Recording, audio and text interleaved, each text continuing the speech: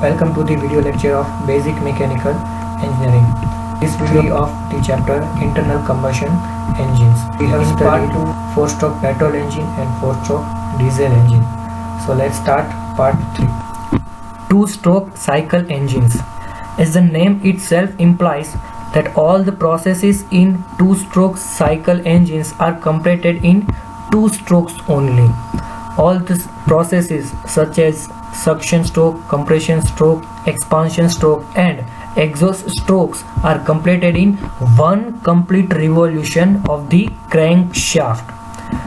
While in case of 4-stroke engine cycle, 2 complete revolutions of the crankshaft is required to complete the one cycle. That means to complete the one cycle, you need 2 complete revolution of the crankshaft.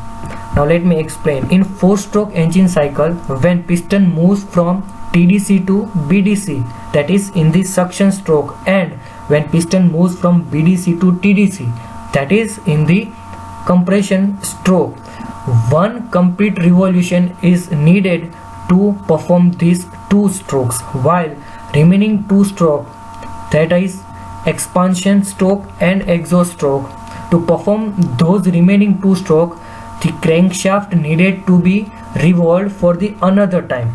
So that means to perform 4-stroke in 4-stroke engine, crankshaft needed to revolve 2 times, while in case of 2-stroke engine cycle, suction and compression stroke performs during first half revolution of the crankshaft, and remaining 2 stroke, that is expansion and exhaust stroke, are performed during the remaining half of the revolution of the crankshaft. So in 2-stroke engine cycle, only one revolution of crankshaft is needed to perform 4-stroke, while in case of 4-stroke engine cycle, 2 revolutions of the crankshaft is needed to complete the 4-stroke. So this is the difference between the 2-stroke cycle engine and 4-stroke cycle engines.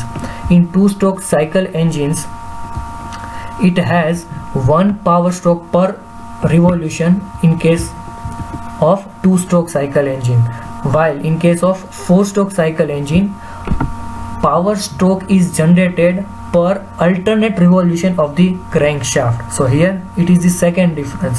In 4-stroke cycle engine, power is generated in every alternate revolution of the crankshaft, while in 2-stroke cycle engine, power is generated in every revolution of the crankshaft. In 2-stroke engine, there is 2 openings called ports are provided in place of the valves of the 4-stroke engine. So in 2-stroke engines, there are no valves, there are ports only, there are no valves, right? So 2 ports are there, inlet port and outlet port. These are the ports opened and closed by the reciprocating motion of the piston in the cylinder. The one port is known as the inlet port and the another port is known as the exhaust port. 2-stroke cycle engines. This is the pictorial view of the 2-stroke cycle. You can see the difference between the 4-stroke cycle and 2-stroke cycle engine. There are no inlet valve and exhaust valves given here. Yes, but in place of that valves, there are ports given. This is the inlet port and this is the exhaust port. Both the ports are given in the opposite sides of the pistons. And the third port is given here, that is called as the transfer port. You can see this passage. From this passage, the fuel will get transferred from the crankcase to the combustion chamber. Now let's see how it works. When the piston will move from bottom dead center to top dead center, first of all it will uncover this inlet port. So from this inlet port, the mixture of air and fuel will get inserted into the crankcase, and during this process the transfer port and exhaust port remains closed. So the fuel which was earlier inserted in this combustion chamber will get compressed during this upward movement of the piston. So here simultaneously 2 processes are taking place. First one is this suction stroke and second is the compression stroke, while the piston moves from bottom dead center to top dead center. So during these two processes, or during these two strokes, the crankshaft revolves only half of the revolution. So during this half of revolution, two strokes are taking place simultaneously. Right, now at the end of the compression stroke, if this is the petrol engine, then a spark plug will ignite the spark, and the high compressed air fuel mixture will get ignited and the combustion will get place. So because of the combustion, heat energy will released and it will be expanded, so the pressure will be generated and it will move this piston to bottom dead center from the top dead center. So now the third stroke, that is expansion stroke, will be taking place, and during this stroke the piston will move from top dead center to bottom dead center. So it will again cover the inlet port so that the suction of the air and fuel mixture is closed, and when the piston moves sufficiently downward, then this exhaust port will get open. So the exhaust gases at the end of the expansion will get evacuated from this exhaust port, and further downward movement of the piston will cause the transfer port to open, and the air fuel mixture which is in the crankcase will transfer from crankcase to the upward cylinder section. So the fresh charge will enter into the cylinder and exhaust gas will get removed from that section to the atmosphere. So two strokes, expansion strokes and exhaust strokes, are taking place during the second half revolution of the crankshaft. So during only one revolution of the crankshaft, 4 strokes are performed. So this is called as the two-stroke cycle engine. Now again piston will move upward side, it will close the exhaust port and transfer port, and it will open the inlet port. So again the 4-stroke will get repeated and the cycle will be repeated, and hence the power is generated in the two-stroke cycle engine. Here you can see that the exhaust gases are removed from the exhaust port and transfer through the transfer port the fresh charge is inserted into the cylinder. Now let's see the difference between the 2-stroke and 4-stroke engine. 4 piston strokes are required to complete the one cycle, that we all know now, and in 2-stroke engine only 2 piston strokes are required to complete the one stroke. Here it is 2 piston strokes are given, so remember that. Second, to complete the revolutions of the crankshaft is required to complete one cycle, while in case of the 2-stroke only one complete revolution of crankshaft is required to complete the one cycle, as I have explained to you earlier. Number 3, number of the power stroke per minute, small n, it is equal to capital N divided by 2. Now capital N is equal to speed of the engine, so small n denotes how many number of power strokes are performed per minute. So it will be half of the engine speed, because power is generated during every alternate revolution of the speed engine. So that is why small n is equal to capital N divided by 2. And in 2-stroke engine, number of power stroke per minute, small n, is equal to capital N, because power stroke is generated in every revolution of the crankshaft. Number 4, power is developed in every alternate revolution of the crankshaft, as I earlier explained to you. While in case of 2-stroke engine, power is also developed in every revolution of the crankshaft. Hence, for the same cylinder dimensions and speed, 2-stroke engine develops almost double power than the 4-stroke engine.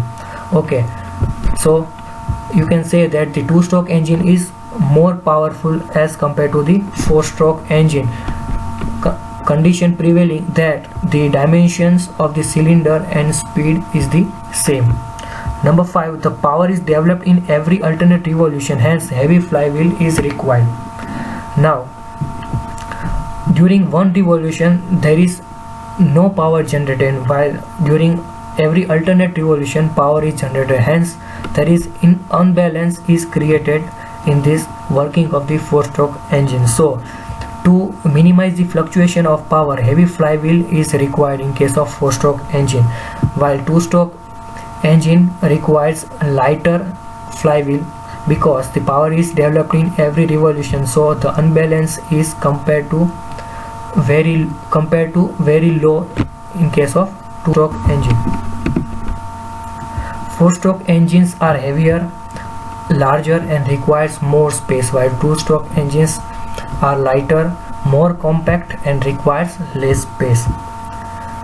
In four-stroke engine, the charge is directly admitted into the engine cylinder during the suction stroke, while in case of the two-stroke engine, the charge is first admitted into the crankcase and then via transfer port it is admitted into the engine cylinder. The inlet and exhaust valves are required in the four-stroke engine and they are operated by the valve operating mechanism. A separate mechanism is provided in the four-stroke engine to give the movement to inlet and exhaust valve, while in case of two-stroke engine there are no valves, only ports are available, so these ports are opened and closed by the motion of piston itself, so there is no need of extra operating mechanism. Crankcase is not hermetically sealed in four-stroke engine, while in two-stroke engine crankcase is hermetically sealed because charge is admitted into it. Okay, so fresh charge, that is air and fuel mixture, is inserted into the crankcase in two-stroke engine. That is why it needed to be hermetically sealed, otherwise it can be leakage, so it is required in two-stroke engine. The crankshaft rotates only in one direction in four-stroke engine, while in two-stroke engine the crankshaft can rotate in both the directions. Lubricating oil consumption is less in four-stroke engine because in four-stroke engine lubricating oil and fuel does not comes in contact with each other directly, while in case of two-stroke engine lubricating oil consumption is more because lubricating oil is mixed with the fuel. 12th difference is the thermal efficiency is higher in four-stroke engine, while in two-stroke engine thermal efficiency is less. Mechanical efficiency is low in four-stroke engine because of the more number of moving parts, while in two-stroke engine mechanical efficiency is high because of less number of moving parts. Here the moving parts are less in two-stroke engine, while four-stroke engine has inlet valve and outlet valve, so the mechanical efficiency will be low. And the last difference is these engines are used basically in high power applications where more space is available, like cars, trucks, tractors and buses, etc. Means in automobile. So four-stroke engines are generally used in day-to-day using automobiles, while two-stroke engines are used in low power application and where less space is available, like moped, scooters and motorcycles where low power is required. So these were the differences of the two-stroke and four-stroke engine. Now let's study about some power terms of the IC engine. Indicated power, it is the power produced inside the engine cylinder by burning of fuel, is known as the indicated power of the engine. It is also denoted as IP.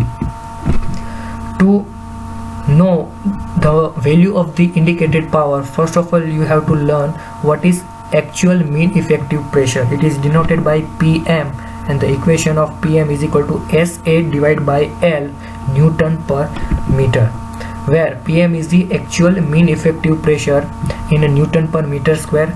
S is the spring value of the spring which is used in the indicator diagram, and the unit of that is Newton per meter square per centimeter. A is equal to area of the actual indicator diagram denoted in centimeter square, and L is the base width of the indicator diagram denoted in centimeters.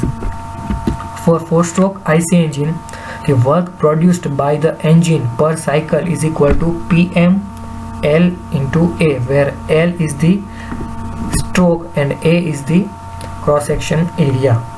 Now work produced by engine per minute will be given by PM LA multiplied by small n. Now what is small n? It is the number of power stroke per minute.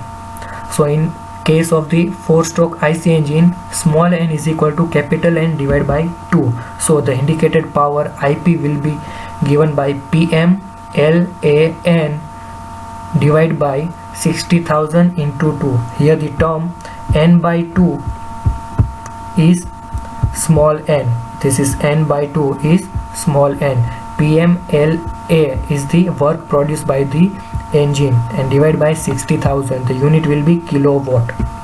And for the two-stroke IC engine, small n is equal to capital N, hence the indicated power generated in two-stroke IC engine is given by PMLAN by 60,000 kilowatt. Brake power, it is the power available at the engine crankshaft for doing the work. That is the actual power available at the end of the crankshaft. It is also known as the engine output power, and this brake power is measured by the dynamometer. The equation of the brake power is 2 pi nt divided by 60,000 kilowatt. In here 2 pi is constant, n is the revolutions per minute, and t is the torque developed. And another equation of brake power is PMB LA small n divided by 60,000 kilowatt. Here PMB is the actual brake mean effective pressure, L is the stroke length, A is the cross section area of the cylinder, and small n is the revolutions during which power generated per minute. Now friction power, the amount of power loss in friction is called as the friction power, or by the equation it is said that friction power is equal to indicated power minus brake power. Here the actual indicator diagram is given. We can see that the actual indicator diagram is different from the theoretical diagram. So this is just for your reference. The indicated power is generated from this indicator diagram. Measurement of the brake power. The power output of the engine is measured by coupling a dynamometer to the engine crankshaft. So various dynamometers are as rope brake dynamometers, hydraulic dynamometers, Prony brake dynamometers, and eddy current dynamometer, from which we will see only rope brake dynamometer. So here the figure of the rope brake dynamometer is given. This is the block which is coupled with the engine crankshaft, and around this disc there is a rope connected to this, whose one end is connected to spring balance and another end of the rope is connected with the dead weight. So this is the construction of the rope brake dynamometer. From that rope brake dynamometer we need to calculate the brake power.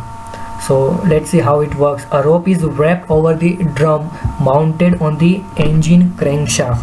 The rope carries the wooden blocks, and one end of the rope is attached to the spring balance and the other end is kept free for supporting the weight. So the brake power is equal to 2 pi nt divided by 60,000 kilowatt. So here the braking torque capital T will be equal to W minus S into RB, and the brake load is equal to W minus S. So the W is the dead weight which we have connected at the second end of the rope, while S is the spring value. RB is the effective radius of the brake drum, and it is given by capital D plus small d divided by 2, where capital D is the diameter of the brake drum while small d is the diameter of the rope. So the effective radius will be calculated by this equation. Value from this RB and brake load is put in this equation. From that we can find out the braking torque, and by putting that value in this equation we can find out the brake power of any engine. Now let's see some of the efficiencies. First one is the mechanical efficiency. It is the ratio of the brake power to the indicated power. Mechanical efficiency is indicator of losses due to friction. From the mechanical efficiency we can obtain that how much power is lost in the friction. So it is given by eta mac is equal to brake power upon indicated power. Second is the thermal efficiency. It is the efficiency of conversion of heat energy produced by the actual combustion of the fuel into the output of the engine. It is the ratio of the work done to the heat supplied by the fuel. So in the numerator we will put the work done, and in the denominator we will put the heat supplied by the fuel. So first one, indicated thermal efficiency eta IT is given by IP upon MF into CV. Now this IP is the indicated power and MF into CV, that is mass of fuel into calorific value. By multiplying both of these terms we can get the heat energy supplied by the fuel. So this is the input and the output is indicated power, so the efficiency will be called indicated thermal efficiency. Second is the brake thermal efficiency. So eta BT is equal to brake power upon MF into CV. Here the terms are same. MF into CV is the actual heat energy supplied by the fuel, that is inlet, and brake power is the output. So the efficiency will be called as brake thermal efficiency. Relative efficiency, it is the ratio of the indicated thermal efficiency to air standard efficiency. So eta relative is equal to eta IT divided by eta air.